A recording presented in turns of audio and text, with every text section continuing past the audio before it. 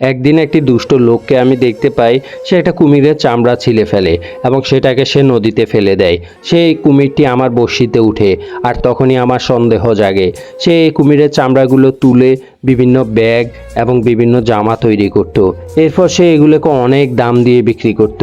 এসব যখন আমি টের করতে পারি, তখনই আমি তার পিছনে লেগে যাই এবং তার কারখানা ধ্বংস করে দেওয়ার চিন্তা করি।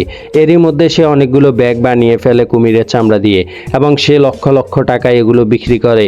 সেই টাকাগুলো সে বিদেশে পাচার করে দেয়। আর এসব যখন আমি দেখতে পাই, তখনই আমার মাথা গরম হয়ে যায়।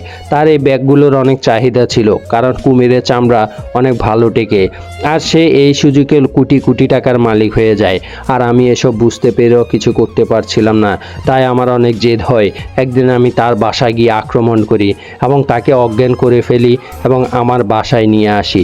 এরপরে তার এই অনিয়মের জন্য আমি তাকে বোম মেরে উড়িয়ে দিই।